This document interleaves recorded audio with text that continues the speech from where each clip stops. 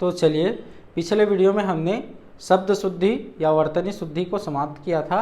आज हम देखते हैं वाक्य शुद्धि। ठीक है, तो वाक्य शुद्धि भी पुस्तकों में बिखरे हुए रूप में दिया रहता है और कई लोकल पब्लिकेशन भी हैं, उनमें भी बिखरे हुए रूप में दिया हुआ है। तो हमें बिखरे हुए रूप में वाक्य शुद्धि नहीं पढ़ना है। हमें एक व्यवस्थित तरीके से एक तरह के अशुद्धियों को वर्गीकृत करते हुए, उनका समूहीकरण करते हुए पढ़ना है, ताकि हमें आसानी से सारी चीज़ें याद हो जाए, आसानी से हमसे वाक्य शुद्धि बनने लगे। ठीक है, तो चलिए देखते हैं वाक्य शुद्धि। कभी कभी वाक्य की अशुद्धि के कई कारण हैं। वाक्य की शुद्धि के कई कारण हैं। व्याकरण के साथ साथ शब्दों का ज्ञान नहीं होने पर भी वाक्य संबंधी क्या हो जाती हैं? अशुद्धियाँ। लिंग वचन से संबंधित भी अशुद्धियाँ होती हैं, है ना। इसके अलावा कारक, अव्यय, ठीक है, कारक, अव्यय, संज्ञा, सर्वनाम, विशेषण आदि से संबंधित अशुद्धियाँ। इसके अलावा भी अन्य कई प्रकार की अशुद्धियाँ होती हैं। ठीक है, तो सबसे पहला देखते हैं, पहले नंबर पर वाक्य की अशुद्धि में अनेक शब्द का अनुचित प्रयोग। ये अनेक शब्द जो है उसका हम क्या करते हैं? अनुचित प्रयोग करते हैं, उचित प्रयोग नहीं करते। और इससे संबंधित अशुद्धियाँ पीएससी प्री मेंस और व्यापम के विभिन्न परीक्षाओं में कई बार आ चुके हैं, है ना। तो जैसे एक उदाहरण के रूप में हम देखते हैं, श्री कृष्ण के अनेकों नाम हैं। ठीक है, तो ये अशुद्ध शब्द है। क्यों? क्योंकि इसका गलत प्रयोग हुआ है। इसके जगह में क्या होगा? अनेक। कभी भी अनेकों का प्रयोग नहीं होता। अनेकों क्या है? गलत शब्द है। उसके जगह में हमेशा क्या प्रयोग होगा? अनेक। जैसे मेरे अनेकों मित्र हैं, तो क्या होगा? मेरे अनेक मित्र हैं। ठीक है, ठीक। दूसरे प्रकार की अशुद्धियाँ देखते हैं। तो पहले प्रकार की अशुद्धि हो गई, है ना। अब देखते हैं कि कुछ शब्द जो हैं वो अपने आप में बहुवचन है और हमेशा बहुवचन में ही क्या होते हैं? प्रयुक्त होते हैं। जैसे एक शब्द है प्राण, दूसरा है होश, तीसरा है आंसू, चौथा है हस्ताक्षर, पांचवा है दर्शन, और भी हैं, लेकिन यही इम्पॉर्टेंट है, इन्हीं से प्रश्न पूछा जाता है। जैसे देखते हैं, जैसे समझते हैं, लड़का चला गया। यदि एक लड़का है तो क्या बोलते हैं? लड़का चला गया। और बहुत सारे लड़के हैं तो क्या बोलते हैं? लड़के चले गए, यही बोलते हैं, है ना। तो वैसे ही देखते हैं एक उदाहरण,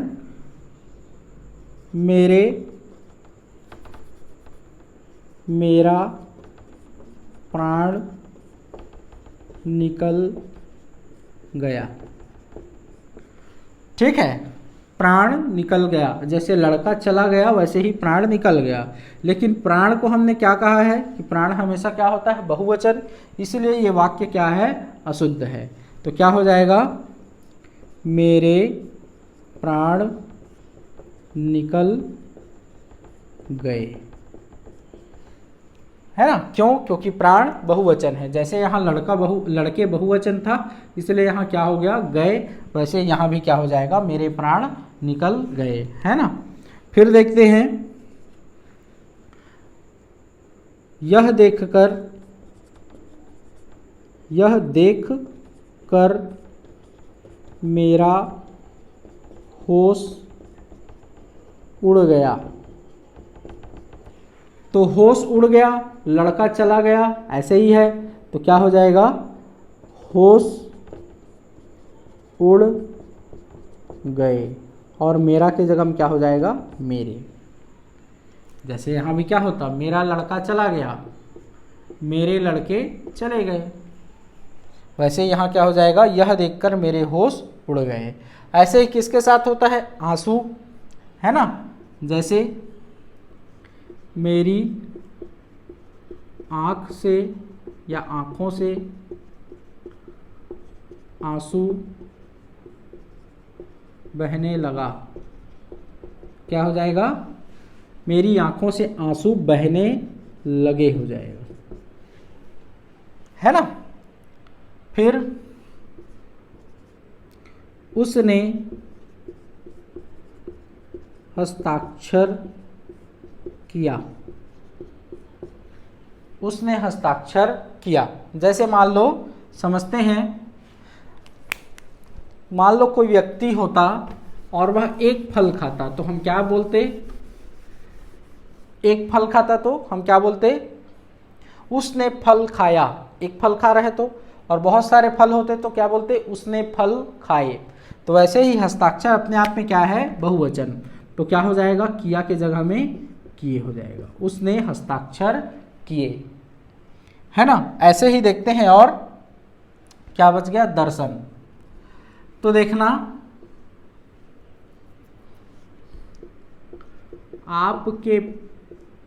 आपका पुत्र, मान लो एक पुत्र है तो किसी को बोलेंगे कि आपका पुत्र मेरा मित्र है।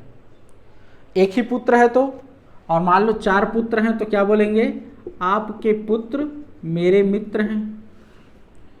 तो पुत्र एक वचन में हम आपका प्रयोग कर रहे हैं, और पुत्र बहुवचन में हम आपके का प्रयोग कर रहे हैं।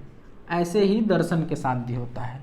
जैसे मैं आपका दर्शन करने आया हूँ, तो क्या हो जाएगा? मैं आपके दर्शन करने आया हूँ, क्योंकि दर्शन क्या है? बहुवचन। तो क्या हो जाएगा? आपका के जगह में आपके हो जाएगा। तो ये हो गया बहुवचन वाले शब्दों से संबंधित क्या? अशुद्धियाँ। ठीक है।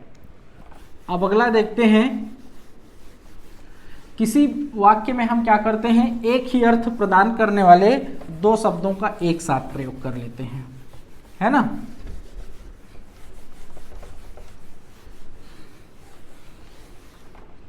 क्या करते हैं? एक ही अर्थ प्रदान करने वाले 2 शब्दों का एक साथ प्रयोग करते हैं। तीसरा देखते हैं,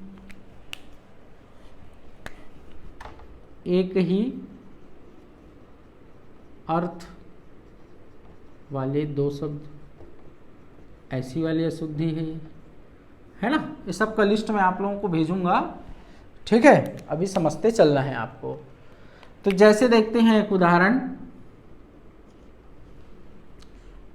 कि वह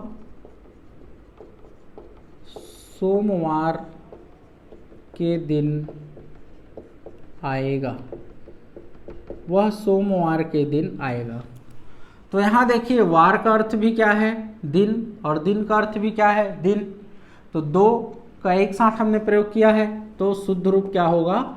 वह सोमवार को आएगा। ऐसे ही दूसरा उदाहरण देखते हैं, मैं प्रातः काल के समय जाऊंगा। तो क्या हो जाएगा? मैं प्रातः काल, ये के समय हट जाएगा, मैं प्रातः काल जाऊंगा हो जाएगा, है ना। और भी उदाहरण देखते हैं। ऐसे ही एक और उदाहरण देखते हैं, मतलब 3-4 उदाहरण और देख लेते हैं। बहुत सारे उदाहरण हैं इस वाले खंड के, है ना। देखते हैं, थोड़ी देर बाद वे वापस लौट आए।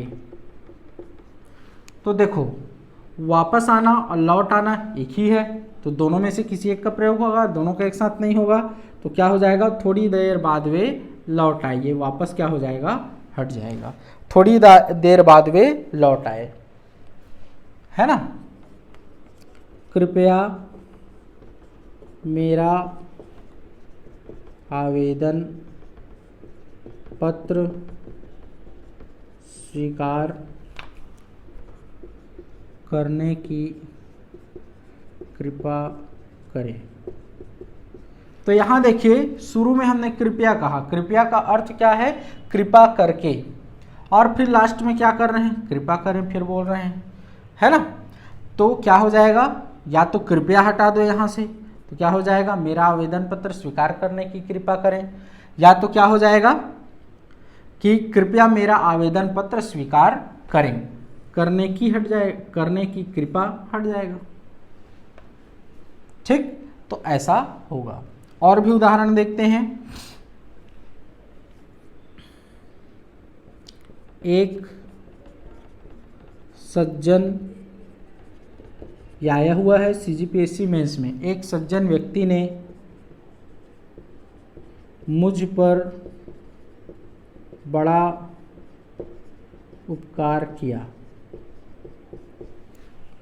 तो देखो यहाँ क्या है, जन, जन का अर्थ क्या है, आदमी, व्यक्ति, और फिर क्या प्रयोग कर रहे हैं हम, व्यक्ति। तो जन का अर्थ ही व्यक्ति है, तो व्यक्ति का अलग से प्रयोग नहीं होगा, ये हट जाएगा। क्या होगा, एक सज्जन ने मुझ पर बड़ा उपकार किया।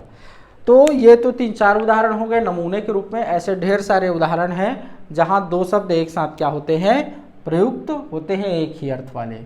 ठीक है, तो ये नियम क्या था, तीसरा था। चौथा नियम देखते हैं अब अगला, है ना।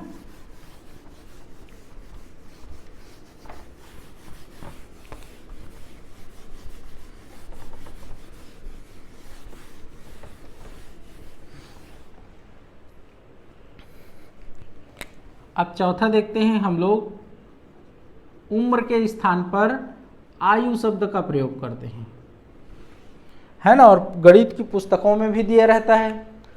उम्र का अर्थ है वर्तमान अवस्था, और आयु का अर्थ है कि किसी जाति की, किसी जीव के जाति की संपूर्ण जाति का संपूर्ण जीवन काल कितना होता है। जैसे मनुष्यों का जीवन काल औसत जो है वो 100 वर्ष है, 80 से 100 वर्ष, है ना। कुछ अन्य प्राणियों की 20 से 30 वर्ष, कुछ की 200-300 वर्ष, ऐसा। तो संपूर्ण जीवन काल को आयु कहते हैं, जबकि वर्तमान अवस्था को क्या कहते हैं, उम्र कहते हैं, है ना। तो इस समय आपकी आयु 40 वर्ष की है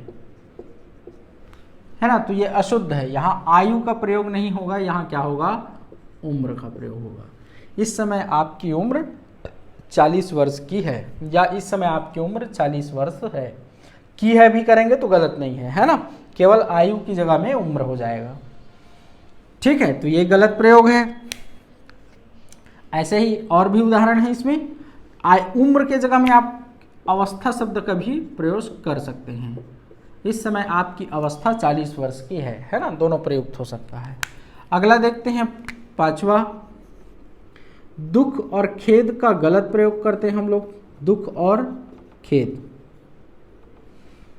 ठीक है, दुख जो है बहुत ज़्यादा कष्ट के लिए प्रयुक्त होता है, और खेद जो है सामान्य कष्ट के लिए, जो आम जीवन में रोजमर्रा में होते रहते हैं, उसके लिए खेद का प्रयोग करते हैं। जबकि बहुत ज़्यादा कष्ट के लिए दुख का प्रयोग करते हैं, जबकि हम इसको उल्टा पलटा कर देते हैं, है ना, उलट पलट देते हैं। देखते हैं उदाहरण, जैसे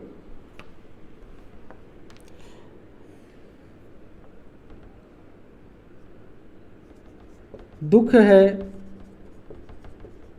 कि मैं आपके पत्र का उत्तर न दे सका।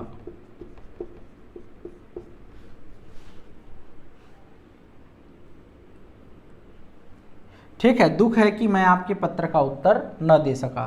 तो देखो, पत्र का उत्तर न देना आम जीवन में रोजमर्रा में होते रहते हैं, ये बड़ी बात नहीं है। तो यहाँ पर दुख का प्रयोग नहीं होगा, यहाँ किसका प्रयोग होगा, खेद का प्रयोग होगा।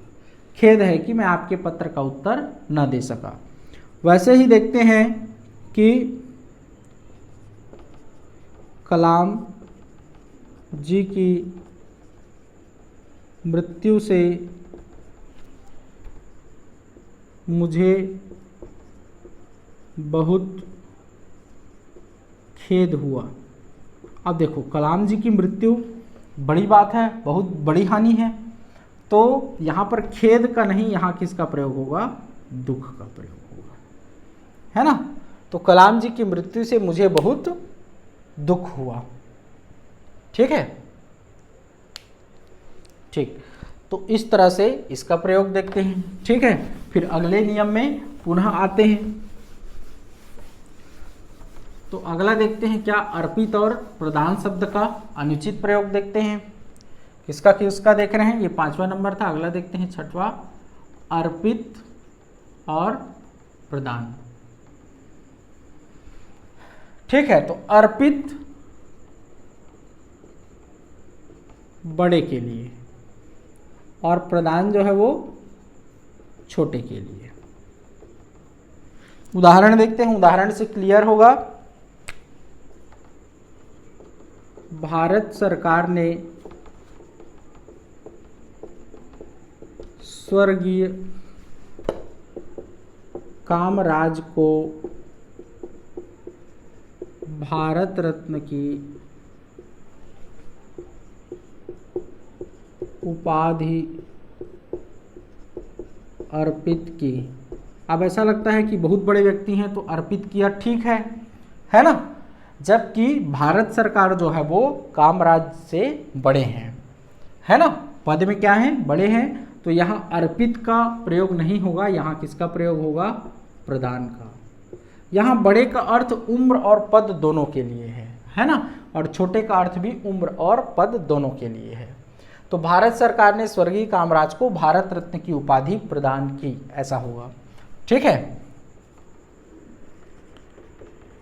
छात्रों ने गांधी जी को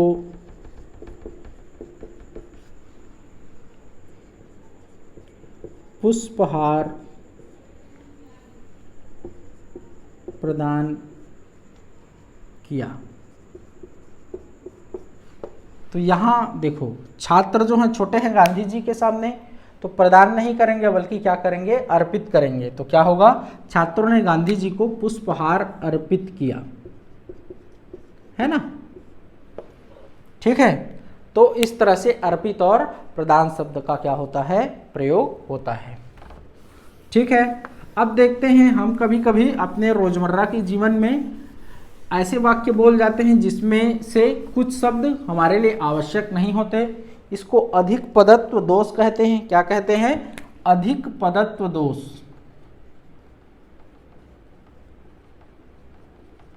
अधिक पदत्व दोष या अनावश्यक शब्दों का प्रयोग, ऐसा लिख सकते हो।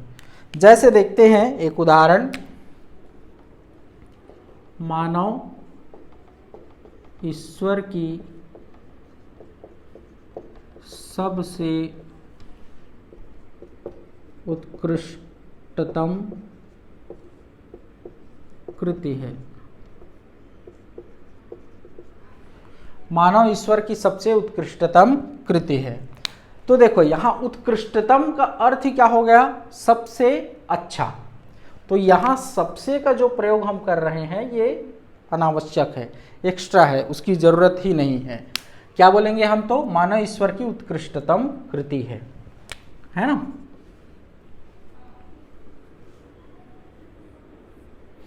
ठीक, और देखते हैं,